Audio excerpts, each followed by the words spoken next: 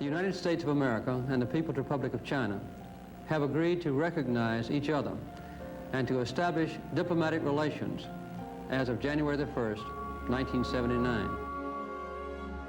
Both believe that normalization of Sino-American relations is not only in the interest of the Chinese and American peoples, but also contributes to the cause of peace in Asia and in the world.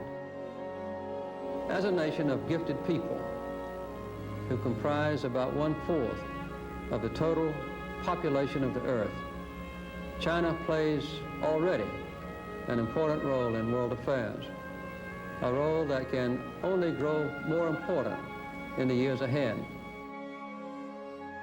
It is in this spirit, at this season of peace, that I take special pride in sharing this good news with you tonight.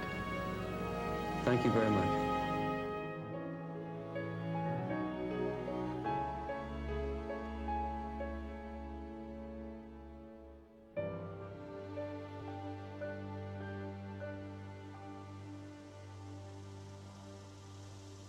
It is the middle of one of Atlanta's hottest summers.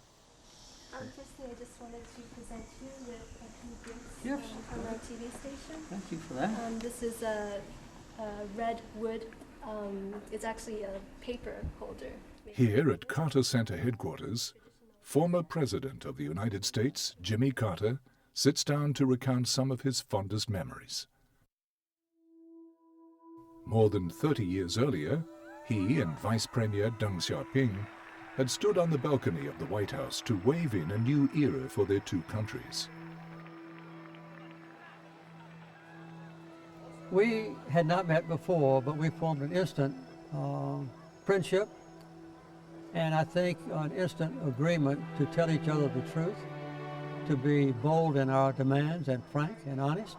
So there was an instant understanding between me and him that this was a decision that would not be just transient in its impact, would be a permanent achievement for both countries. Establishing U.S.-China diplomatic relations was by no means an easy journey. Since Henry Kissinger paid his initial secret trip to China in 1971, America had changed its president twice. In 1972, Richard Nixon met with Chinese leaders to reopen a connection that had been lost for over 20 years. Back in the U.S., Carter was seeing his political career take off, and he had been elected governor of Georgia. From his governor's office in Georgia, Carter watched Nixon's historic ice-breaking trip to China. The signing of the Shanghai Communique was to be the first step towards inevitable normalization of U.S.-China relations. But upon returning to the U.S., Nixon would be unable to see his plan into completion. There are a couple of reasons. One is the turmoil that overtook the Nixon administration pretty soon after the Shanghai Communique. Second, there was the wind down of the Vietnam War, which was, the U.S. was still involved in Vietnam at that time. And third was the fact that an aspect of American politics that is not important now was important then, which was a lot of the old so-called Free China lobby. A lot of the people who had been very closely connected with the Taiwanese government under Chiang Kai-shek, had long-standing personal or business relations, and that made the change of China policy not an easy thing. 2 years later, Nixon resigned from office, handing the reins to his successor, Gerald Ford. Though Ford himself also visited China in 1975 to hold talks with Chairman Mao, he was not able to advance U.S.-China relations further. President Ford was much more vulnerable to the pressures from the Republicans, and the fact of the matter is that there were no negotiations for several years after the initial steps by Nixon and Kissinger between the United States and China. So the relationship was in fact in suspension. It wasn't really acquiring strategic significance. With Gerald Ford as a less conservative, less forceful figure who had a lot of other complications. There was not the political concentration to manage this difficult transition. So that was left to the Carter administration, and to his credit, Carter and Vance and Brzezinski and Warren Christopher and Richard Holbrooke were all able to manage both the international policy and the domestic politics of having this change without a huge right-wing reaction in the U.S.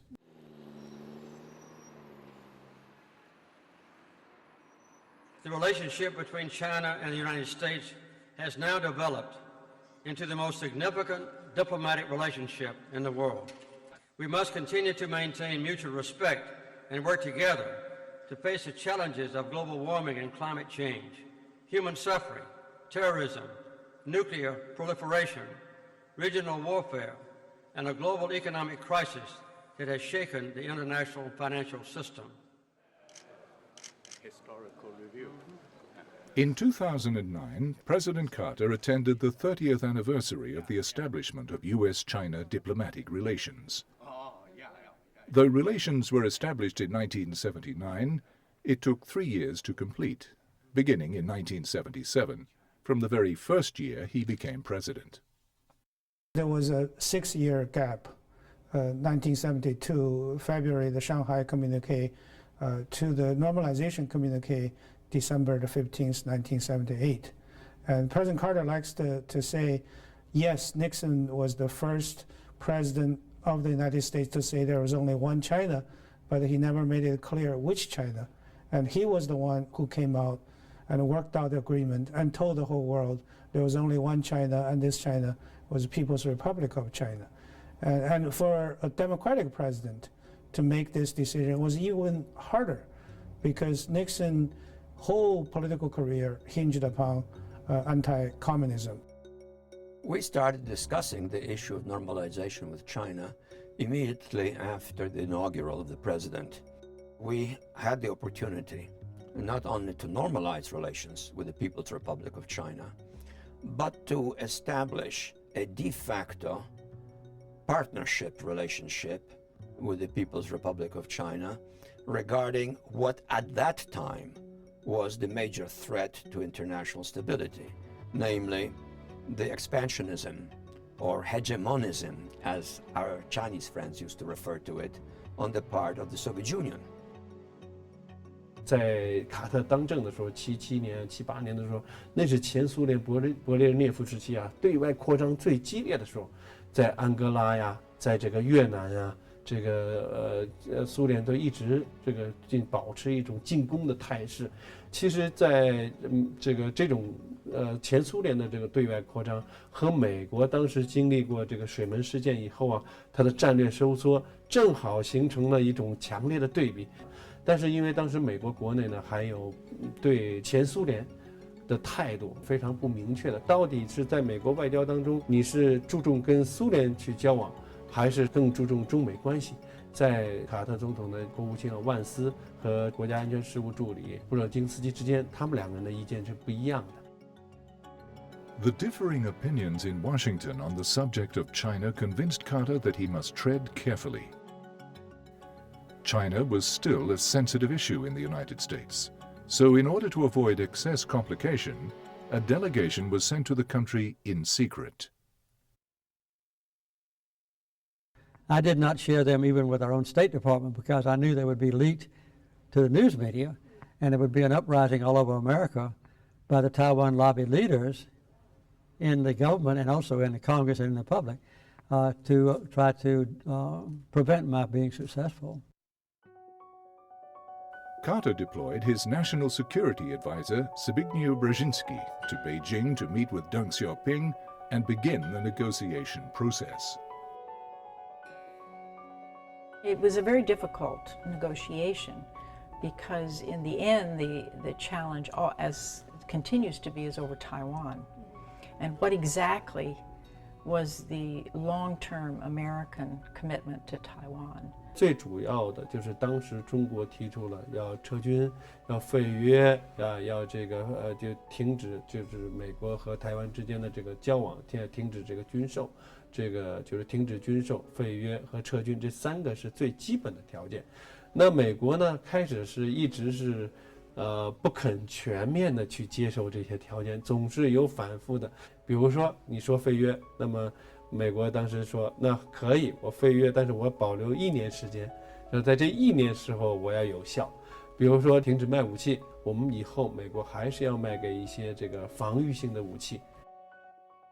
That was the most complex, but what was important was that given the larger framework, the strategic framework, it was possible, given even the importance of the issue, especially to China, and I understand and appreciate that and respect that, it was possible to put it in this larger context and to conclude that while the issue is difficult and important, there is no need to try to resolve it in toto instantly, that it will be resolved in time with the passage of time.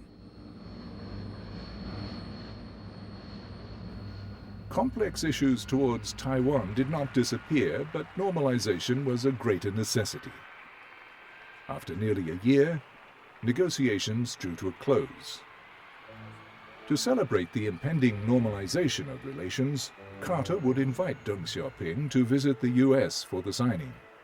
And as one of the biggest events of the year, preparation would be top priority. In the summer of 1978, President Carter sent a high-level science and technology delegation to China. And they had talks with Deng Xiaoping about many things, but including academic relations with China. And I'll never forget, I got a phone call, and this day it was amazing, I got a phone call from the Air Force One, was coming back from China. And I was asked to go to Andrews Air Force Base to meet the delegation. They had important news. So I went out to Andrews Air Force Base, and the President Carter's China person, Michael Oxenberg, in the National Security Council, he was my colleague. And he said, "Mary, you have to start to work. The Chinese are going to send 50 scholars to the United States in January. How do we get ready?" Meanwhile, in the White House, President Carter and his cabinet discussed preparations for the historic announcement. The speech, which Carter had personally edited, would be announced on December 15, 1978, live to his entire nation. Good evening. President Carter is about to speak to the nation, and while no official announcement has been made about his subject, it is known the President will announce a full normalization of relations with the People's Republic of China, thus ending decades of non-recognition of the government in Peking, a government of some 900 million people. Now, from the Oval Office in the White House, here is the President of the United States. The United States of America and the People's Republic of China have agreed to recognize each other and to establish diplomatic relations as of January the 1st, 1979. The United States recognizes the government of the People's Republic of China as a sole legal government of China. I was a freshman at college, and we all live in a dorm. So in the morning, you have this news blast from the public speaker. So we're all washing our face and brushing our teeth, and then we heard from the loudspeaker saying United States and China were going to normalize relationship January the 1st, 1979. So our reaction was, shocked, flabbergasted. How could China, whose mission is to destroy the evil state of the United States, suddenly normalize the relationship with the United States? So it was a big shock for all of us. The reaction was very great surprise, not only in my country, but also obviously in the Soviet Union and in Europe and all the places in the world. But I think in my nation, there was not very much condemnation of what I had done, because we were very quick to explain the reasons, and also because we announced that Deng Xiaoping had accepted my very quick invitation to visit Washington at an early date. In fact, just within a few weeks, which is also a very ambitious achievement and a very exciting one for me and for my staff and for my family even. At the time, establishing U.S.-China relations was not the only important policy in China. As a matter of fact, we announced the decision to normalize relations on the 15th day of December, and 3 days later, I believe on the 18th day of December, is when we announced about open up and reform.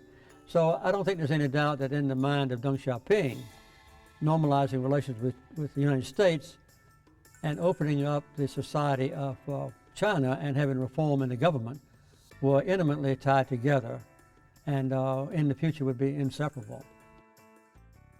I knew, for example, that when I visited Beijing to start a dialogue with Deng Xiaoping, there were 1,200 foreigners living in Beijing, just 1,200 in 1978. Today, in the American embassy in Beijing, there are 2,000 employees, and the number of foreigners living in Beijing is, well, probably over 6 numbers, over 100,000 easily. And today, the situation is so different that it is amazing. So if you're asking me about surprise, it was in subsequent visits that I came to be surprised by the extraordinary energy unleashed by Deng Xiaoping's reforms, which were made possible by his accommodation with us, which then transformed China at a pace and on a scale without precedent in human history. Carter saw the enormous trade opportunities in this reform policy, as did Deng Xiaoping.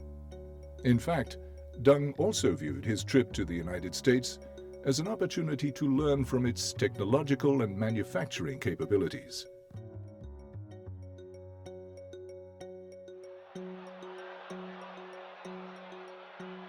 The American people took to him straight away, and he was considered a charming, charismatic leader. He presented the public with a previously unseen face to China.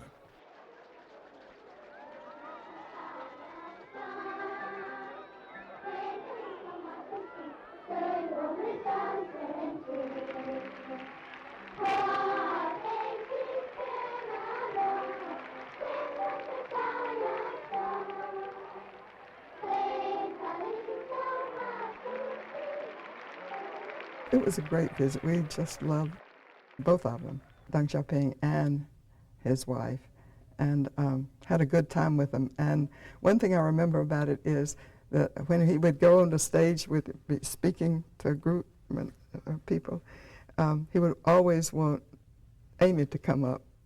Amy was 11 years old, and he would bring Amy up, and he was the same height that Amy. He would bring Amy up on the stage and do like this.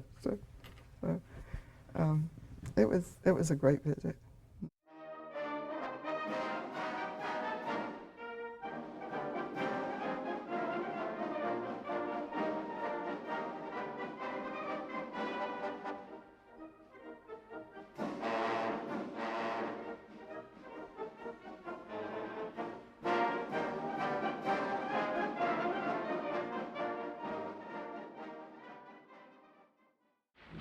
China 正处在一个新的起点，世界形势也在经历着新的转折。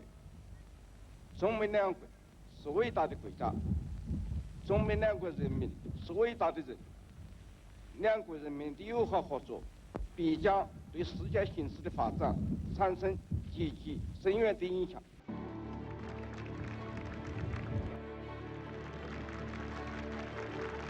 Carter and Deng formed a lasting diplomatic partnership.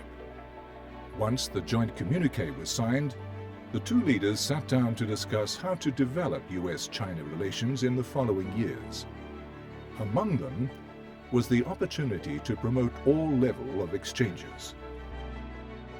从那个时候开始，我们中美之间的这种人员交流，从区的十几万人、几十万人，到现在达到了1000万级的这样一个规模。都是应当说从卡特总统的这个任内开始最终实现的。也正是从他那时候开始，我们讲中美留学生交往、中美人员交流，到后来的商务交往、投资交流、金融交流，才逐步走向正轨。所以在这一上讲还是非常非常关键的。On one occasion, I sent my scientific advisor, Dr. Frank Press, to China, and I was asleep in Washington, in the White House, and I got a phone call in the middle of the night, which was surprising to me. And Frank Press said, "Mr. President, I hate to wake you up, but I'm here with Vice Premier Deng Xiaoping, and he wants to know how many students you will accept from China to come to the United States universities. He wants to know if you will accept 5,000 in the next few years." I told Frank Press, "You tell him I would accept 100,000. And it was only a very few years before we had 100,000 Chinese students enrolled in the universities in America. But that's the way Deng Xiaoping and I did business, on a very frank and very honest, very personal relationship with complete confidence in one another. Deng Xiaoping's visit had been well received by the public. But even so, Carter had to face consequences. Political rivals in Congress condemned the secretive nature of his negotiations with China, and a few months later, they passed the Taiwan Relations Act. 国会对卡特的反目，到这个79年4月份通过了这个与台湾关系法。其中很重要的一个原因，并不是说国会这批人不主张跟大陆建交，这批人呢也认为在当时水到渠成。这个中美之间是要建立外交关系，而且是要面向未来发展关系的。那么，但是呢，他们极力的反对，就卡特瞒着国会，进行这个跟中国秘密交往，他反对这种做法，觉得你这个国会有知情权特别是这个国会和美国总统外交权力，它有很多一个叫重叠的部分，那你总统应该向他汇报。但是卡特就觉得国会人多嘴杂。Thanks to Jimmy Carter and Deng Xiaoping, the United States and China would go on to form one of the world's most important relationships. For Carter himself, this chapter was neither a beginning nor an end to his friendship with China. China had been a part of his life since he was no more than a small boy on a farm.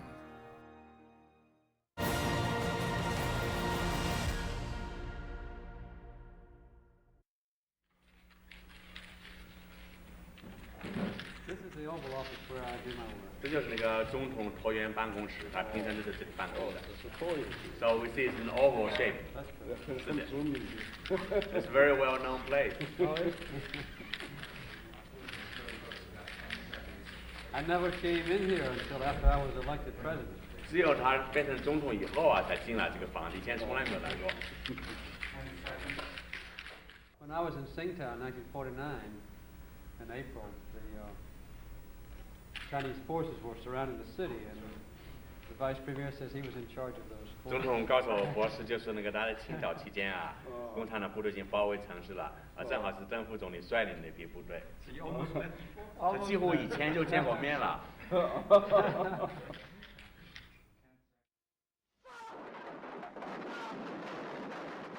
It is 1949, and the Communist Liberation Forces are closing in on the nationalists.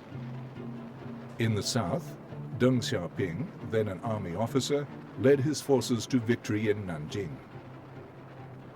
Some 1,000 kilometers north, a young submarine officer watches this extraordinary battle take place from his station just off the coast of Qingdao. His name was Jimmy Carter. When I was a young naval officer, I was a submarine officer, I visited China in the early summer of 1949. And we could see Mao Zedong's forces, campfires on the hillsides. And so I was there just a few months before China became, the People's Republic of China became a nation on the first day of October 1979, which also happened to be my birthday.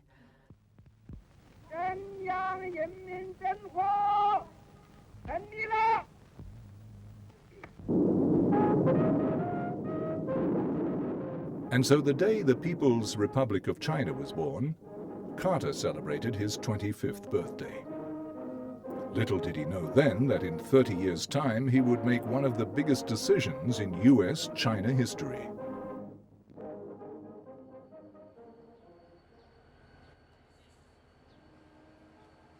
The story of President Jimmy Carter and China begins here, in the rural deep south of America, in a town aptly named Plains, a place he's called home for all his life.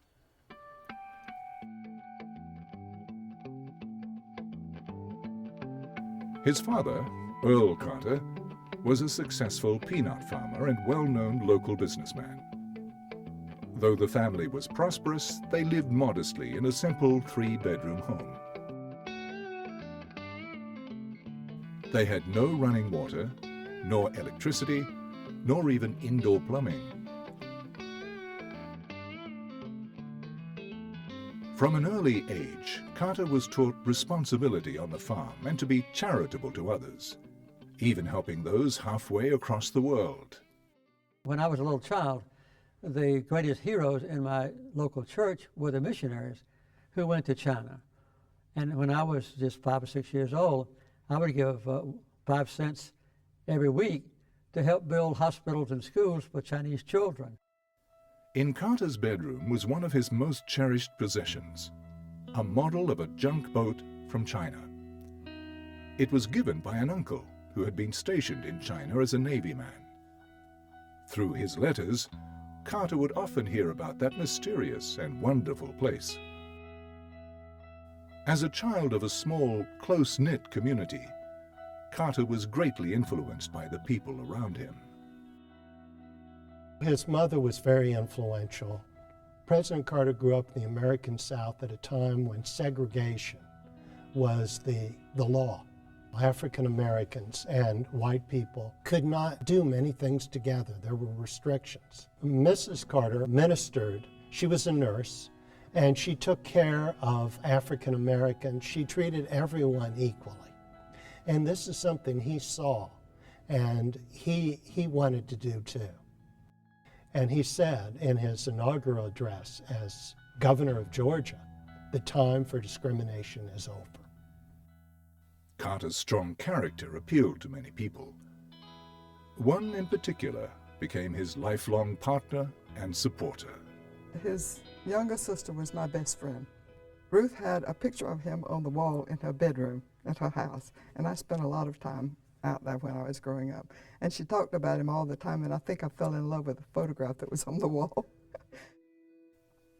The couple would spend 7 years with the Navy, both enjoying the chance to explore a world outside their town. However, with the death of his father, Carter was compelled by his sense of responsibility to leave this life and return home. He found out how much his father meant to the farmers there, large farmers, small farmers, and he just decided that he could do more to help people at home. The couple settled down to run their peanut business. But a quiet life in Plains, Georgia would not last for long. One day, Carter did something quite unexpected. He decided to run for the Senate, and I didn't even know it. He got up one point, he's putting on his dress pants instead of his work pants, and I said, "Are you going somewhere?" He said, "I'm going to see who's running for the Senate, state Senate."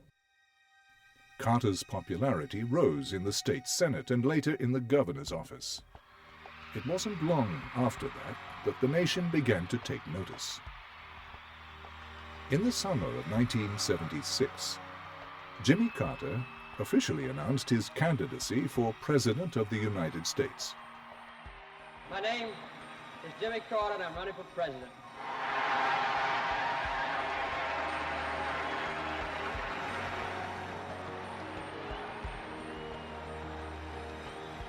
Actually, there were a lot of people running for president. Nobody knew Jimmy, and nobody thought he could win, and so we slipped up on them. I thought, well, Jimmy gets whatever he goes after, so maybe he'll get this. And as time went on, I thought, yes, sir. He came back and told us when he came home from Iowa, and we gathered downtown, and he was on the flatbed truck. And he said, the next president of the United States is going to be a peanut farmer from Plains. And I said, I think to myself, I think you're telling the truth. Jimmy Carter took a long lead tonight in the race for the Democratic presidential nomination. I remember when we couldn't find a microphone. Carter set up his campaign headquarters in Plains.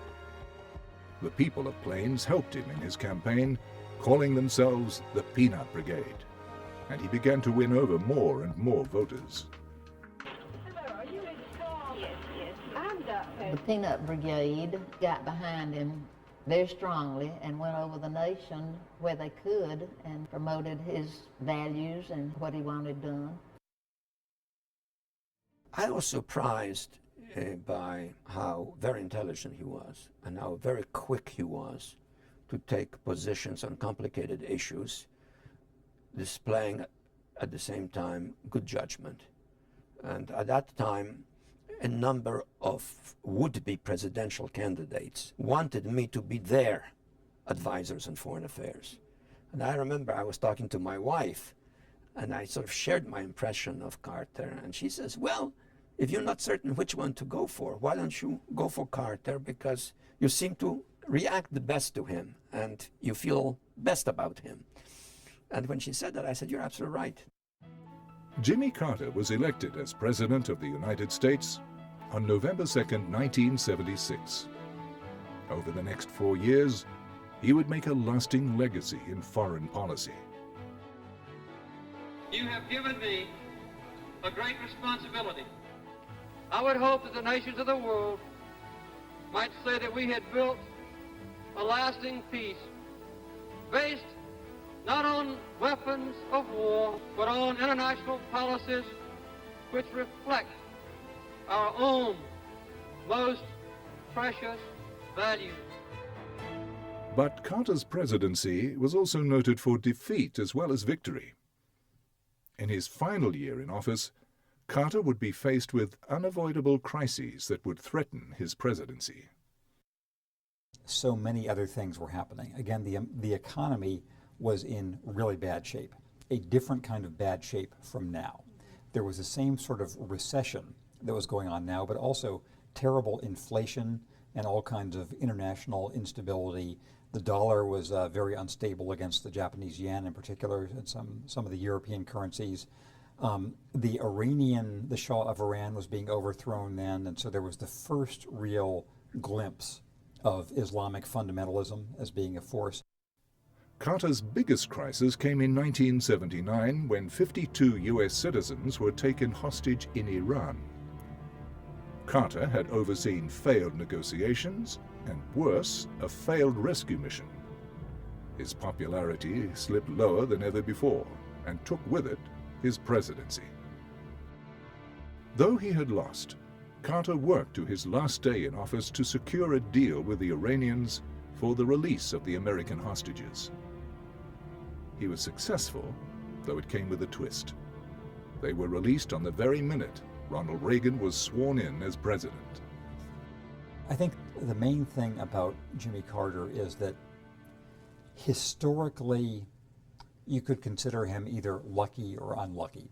Lucky to become president, of course, unlucky in the time he was there and some of the things that happened, including the Iran hostages and having Ronald Reagan run against him. But he has had very good luck in having now, as we speak, more than 30 years after he left the White House, to create a new historical role for himself. In 1981, the former president and his family returned to their hometown and to what he called an unwanted life. He lost the election. He's always said he was involuntarily retired from the White House. And we had so many things we hadn't finished and that we wanted to do. And so we knew we wanted, didn't want to just go home and do nothing. And what you learn after you leave the presidency is that you have contacts everywhere. You have, I can call anybody that I want to. And most of the time, people will help you. One of these contacts was his friend Deng Xiaoping. who did not forget all that Carter had done for their two countries. And so after a distance of 30 years, Deng Xiaoping brought Carter back to China. Primarily, it was for China to show their gratitude to the American president, who made the bold decision to normalize the relationship. I think President Carter said Vice President Deng Xiaoping told him, wherever you want to go, just let me know. The entire China is open. There's no limit. Carter had often spoken proudly of his farming background. Deng Xiaoping was proud of the changes he was making to farms in China. Wanting to show Carter a world that was both different and familiar to his own, Deng invited Carter to visit China's rural countryside. In later years, Carter would continue to hold a special connection to them. Well, one of the things we did in 1981 was visit, at Deng Xiaoping's suggestion, many of the farm areas in China, because he was just beginning the implementation of freedom of economics. And the farmers could have one particular little project that they worked on, and the people that lived in the towns and cities could not have them. So he wanted me to see these new projects. So we did that for almost 10 days. And then subsequently, when I went back to China, I always preferred to go to the rural areas, to the small villages. We have wonderful visits to China. We like to meet people, not just to go to the city, but to meet people out in the countryside. And we've had some great visits. And once we were in a guest house that the government provided for us. It was out a little bit from Beijing. And we got bicycles and rode into town. And that's when everything was bicycles. This was 1981. I remember how frightened I was with just, I don't know, it seemed like thousands and thousands of them. One story which I did not witness that I heard from him, I thought was very interesting. He was visiting China. President Carter and Mrs. Carter decided they want to ride bicycles in the Hudong, the alleys in Beijing. But the Chinese security guards told them, saying, no, that's not possible, absolutely no. And President Carter insisted, and they told him, no, you're not going to ride bicycles. And he said, I want to call Deng Xiaoping to explain what I wanted to do. And a few minutes later, he was told that he could ride his bicycles in Beijing. So he and Mrs. Carter jumped on two bicycles, and they were riding in the city. I think they had a great time. And I thought that was very, very memorable, for a former president to come over here and insisted on riding bicycles. People are always so friendly. In fact, the first trip we made, this was in 1981, after Jimmy had normalized relations. He had planned to go as president, but when he lost the election, we decided to go anyway. And we were walking down the street, and we came to a bicycle shop. And so we were going to stop and buy some bells, bicycle bells for our children. And when we stopped, we looked around and we had a crowd following us down the street. It was really wonderful because they had played the visit of Deng Xiaoping to our country on television before we came, so everybody knew Jimmy, and it was so wonderful to go to China. I just have such a good time every time I go.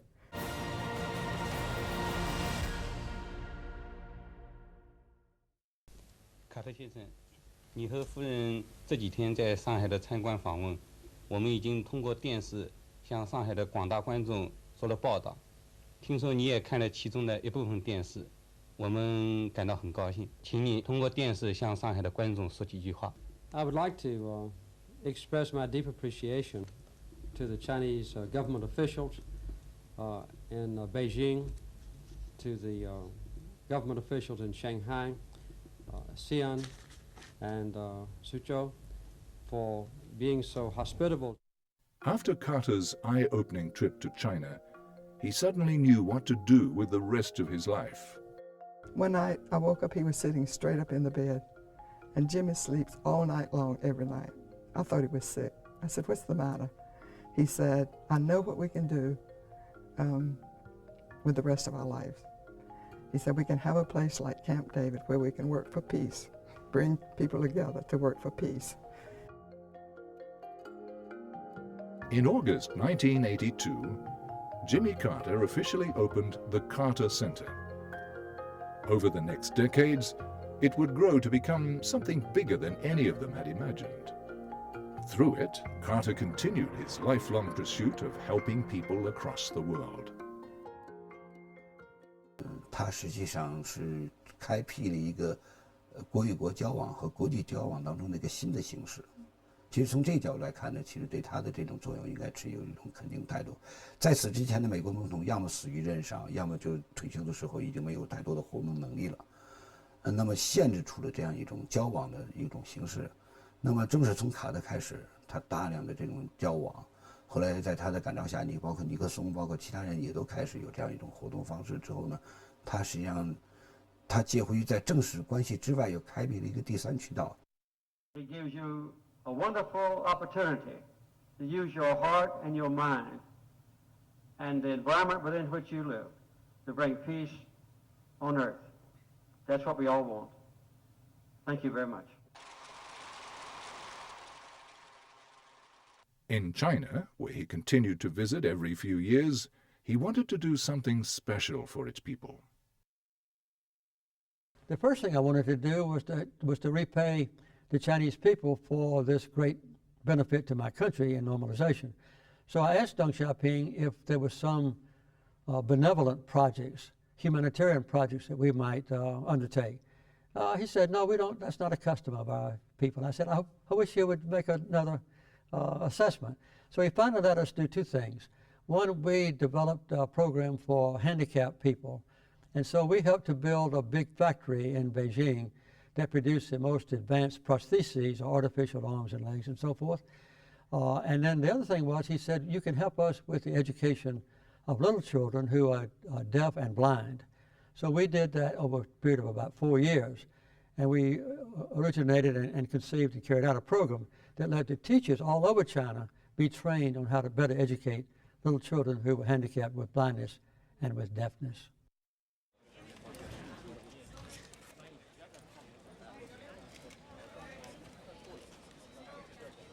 Carter's next project in China would lead him back to the villages he had grown to admire so much. China was developing an exciting project in free village elections, and the Carter Center has been assisting in it for over a decade. Well, first of all, let me say that I'm very proud and delighted to come to see this village election.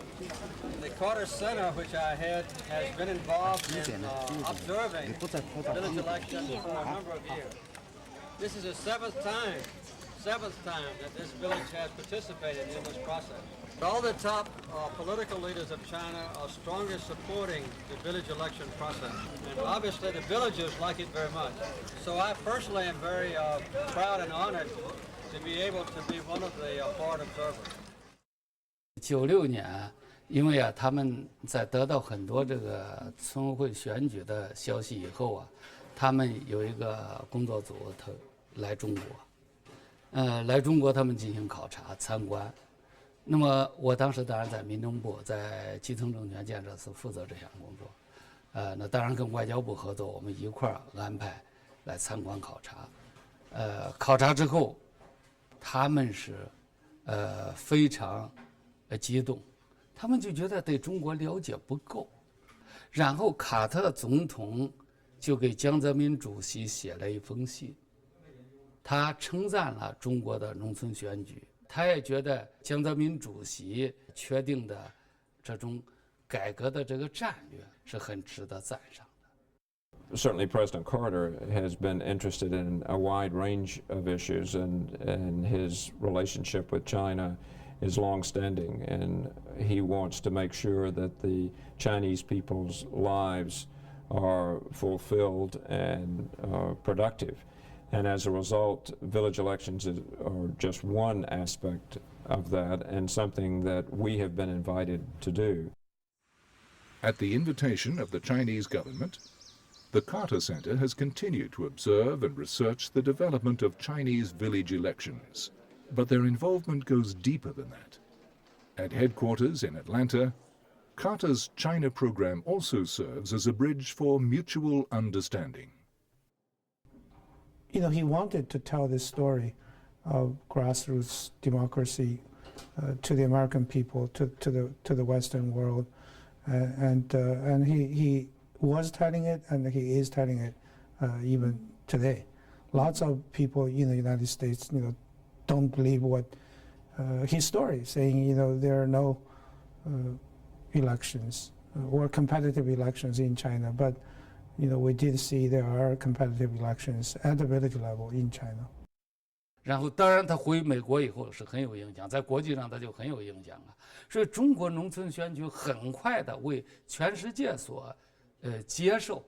尽管我们存在着很多不完善的方面，但全世界大家都认为你农村选举是做得不错的。这个可以说与卡特总统，当然也有很多专家学者，他们来参观，他们来研究，他们来向外部世界介绍，那是很有关系的。你光我们说不行。One of the characteristics of the Chinese is that they are inherently self-confident. If there are times when the Chinese people and their leaders see other nations in the world ahead of them, they don't get frantic or desperate. They are patient in a firm belief that eventually China will survive and maybe even prevail. So it's a great lesson for anybody to learn in dealing with the Chinese, that they are not inferior, they don't have to lie to you. If the Chinese tell you something, you can depend upon it. And that's a very good characteristic to have when you're negotiating difficult issues. You can tell I love the Chinese people. I teach at Emory University now, and I teach U.S.-China relations. So I had him come speak to my class, which was great fun, you know. He gave a really wonderful lecture on U.S.-China relations. This was 2 years ago, so he was maybe 83 years old. He comes to a class of undergraduates. We actually brought 2 classes together, so there were maybe 40 students. He stands for an hour and a half. An hour and a half. He doesn't use any notes. He gives a wonderful lecture on U.S.-China relations, and with good humor, answers questions back and forth. My question was, what are your thoughts or suggestions for students looking to make an impact on U.S.-Chinese relations?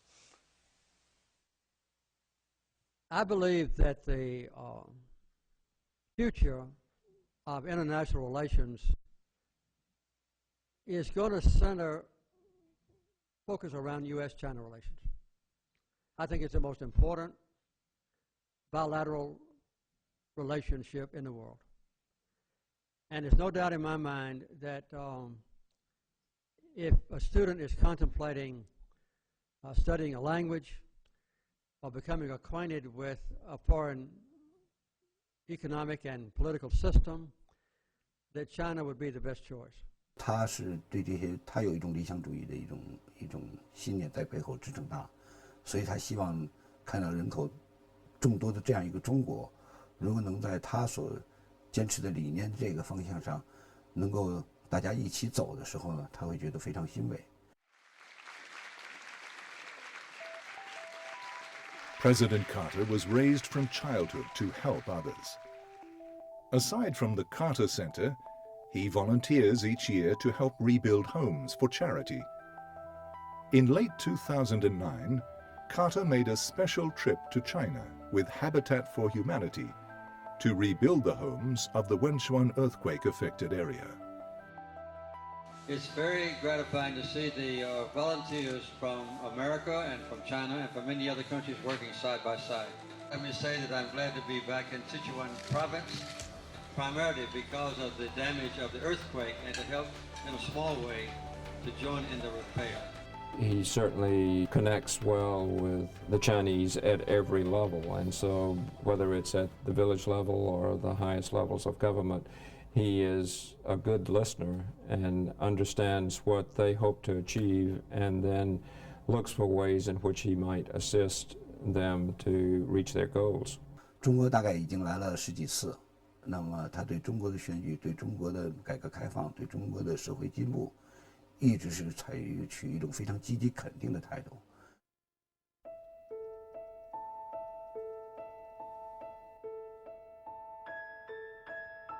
We can choose to alleviate suffering. We can choose to work together for peace.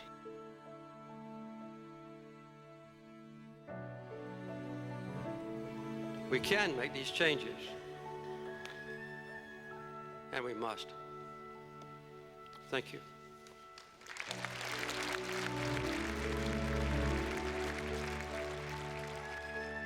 He is a Nobel Prize winner, a president, a peanut farmer, a man in his late 80s.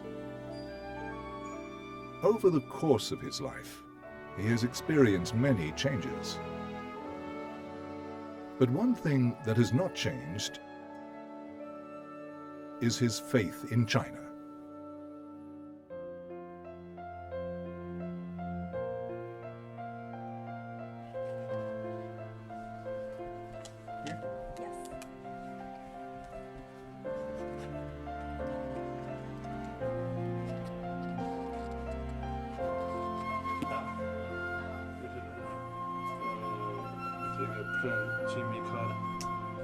I see, lovely. And what does the inscription say?